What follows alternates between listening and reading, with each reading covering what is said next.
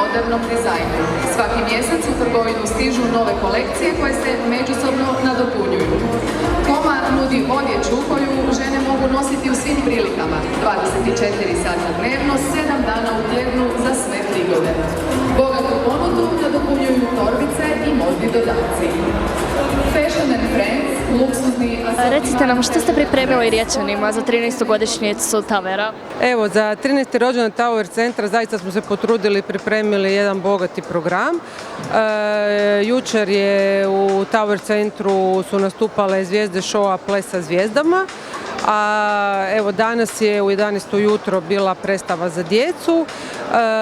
Nakon toga slijedi evo upravo u iščekivanju modne revije Jurija Zigmana, a nakon toga slijedi koncert Damira Kedže.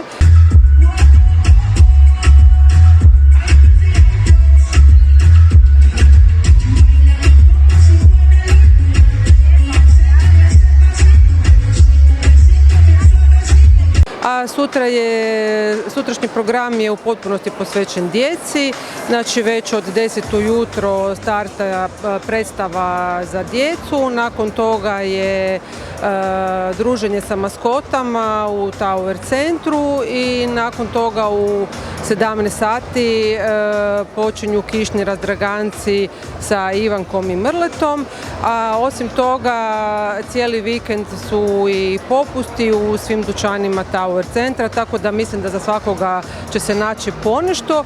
I još ono što bih željela istaknuti, to je humanitarna akcija, znači još uvijek se mogu kupiti majice za koje je dizajn napravio upravo Zigman. Prodajom tih majica sponzorirat će se projekt Tete i Barbe pričalice. Hvala vam lijepo.